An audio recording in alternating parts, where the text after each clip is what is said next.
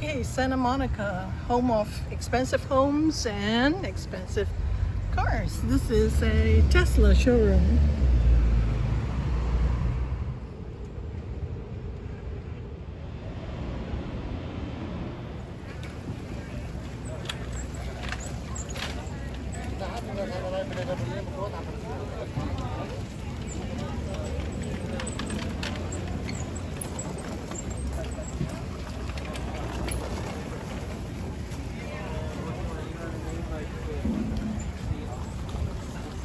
Oh.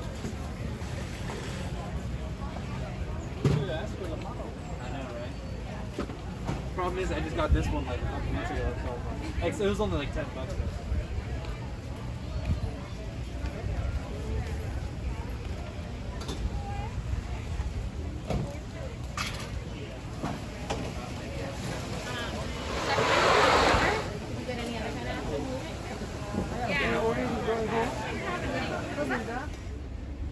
This encampment is near where I live. This is a very affluent area.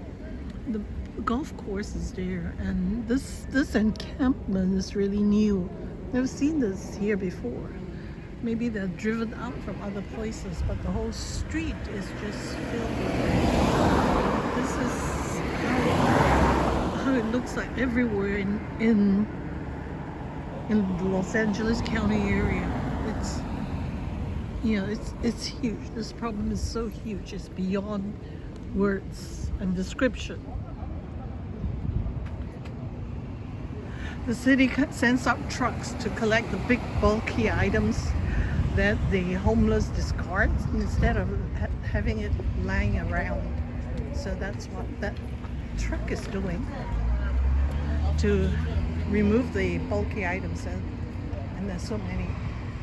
Not to remove the encampments, but just the discarded bulky items, like this trash can here.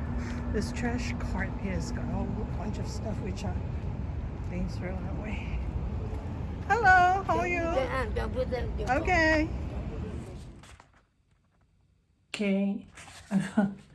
I'm just trying to keep my videos straight so I won't get confused. Sometimes I take a few, and then because there are no thumbprint at the start, I forget which one is which one is for Sunday, Tuesday, or Friday. So that's to keep me straight. So here, Prosperity Friday, California Dreaming or Nightmare. Yeah, I posted a few pictures of life in the area where I live. Yeah, very affluent, expensive area. It gets the closer you are to the ocean, the higher the real estate is, higher the rents are, and the further you move away from the coast, it goes down proportionately. And I came to California late in life, like 33, which was almost middle age, but I was still able to capitalize on the opportunities offered by this nation.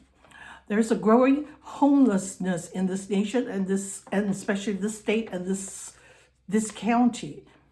I don't hear of immigrants, whether recent or not, falling through the cracks.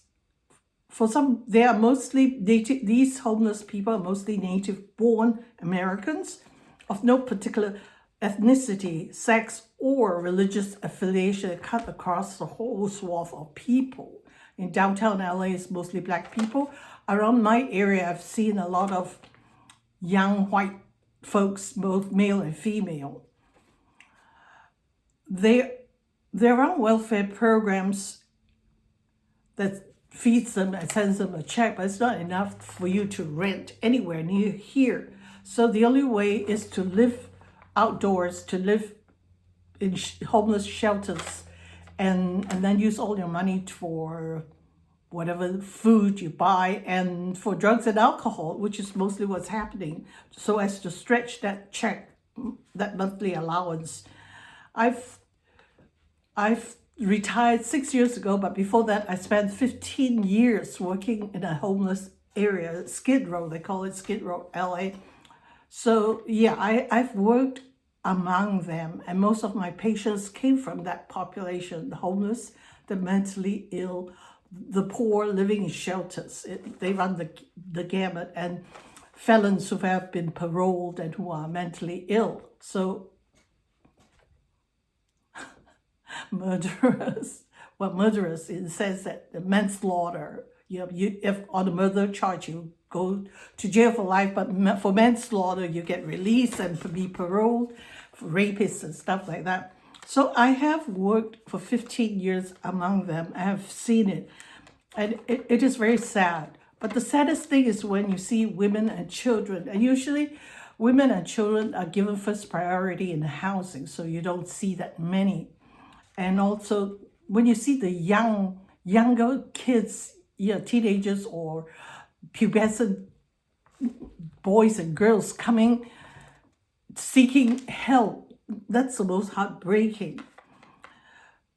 And there are many contributing factors to homelessness. One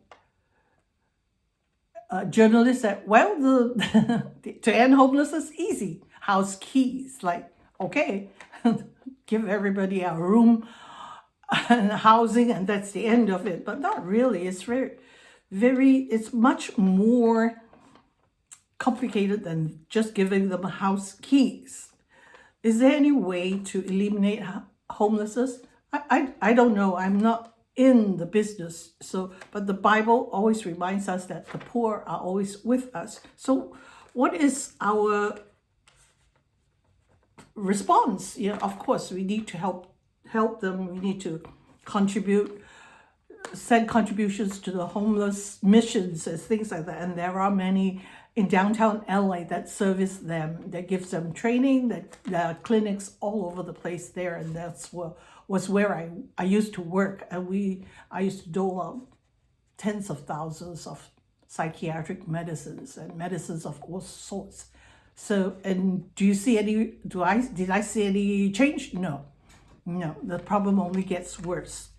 They only seek help for mental illness because mental illness is a federal disability. So they can get on disability and get a welfare check every month. That's the only reason they do it. But when I see the young joining those ranks, and that is the most disturbing and distressing. But there is a solution. Proverbs 22:6 says, train up a child in the way he should go, and when he is old, or when he's an adult, he will not depart from it.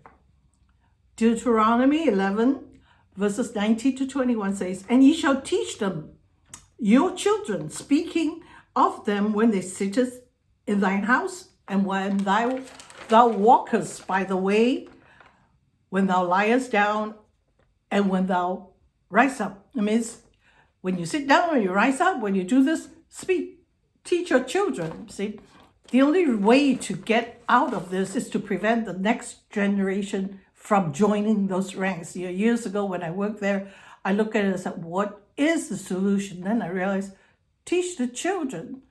We must prevent them from joining those ranks.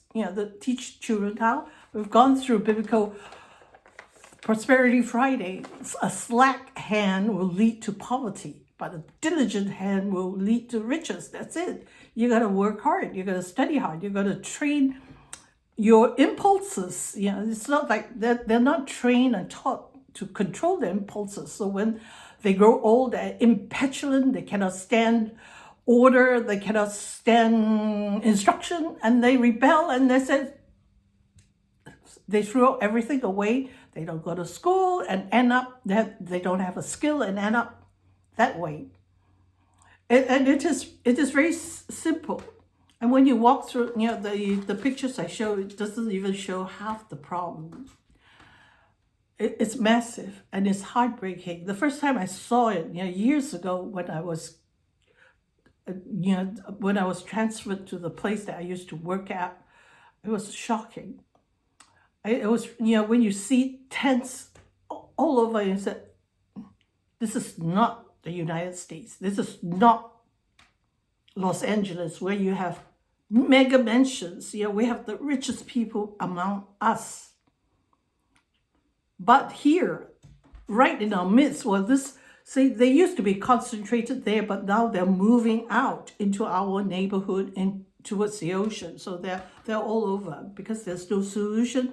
We just ignore them and let them be, and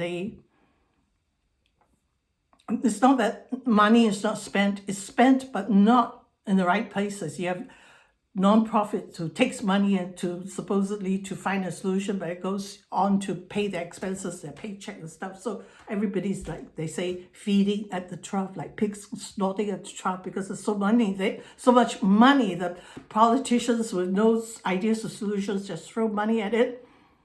But the schools need to teach. We take away God from the school, we take away prayers from the school. And you have these kids that are petulant, who will not listen to instructions, who will not be disciplined. And that's how you raise those kids to join those ranks of homeless people. Because what is the outcome? It's very easy. You have no education, no skill. You hide your pain by drugs, alcohol, and whatever else. You end up on the streets. There is a solution, but a long-term one, which we as modern people are not willing. We take God out of the equation, and that's what we get. In Jewish life, teaching the children is very important. Throughout Scripture, right at the start, Exodus, is teach this to your children. Those two. When Moses said to the Exodus community, they did not go through what you went through, but you did, and you must teach the next generation, your children, and your children's children. Your children, as adults, as parents, we must demonstrate by our actions in our prayer time, in our Bible reading, in the things that we say, in the way we treat each other, the way a father treats a mother and a mother treats a father, the respect given. So your children sees it in your diligence in going to work, in your conservative ways of saving money and doing all things that is pleasing to God. That is how you teach. And when you read the Bible, you read it to them. When you say prayers, you say it in front of them so that they see it. That's the way you teach. And that when they grow up, they have already that model in their mind. They will be the same father, the same kind of mother to their children. So this way, from generation to generation, you will be blessed. I think there's some verse in Exodus, it says that through you, thousands of generations will be blessed.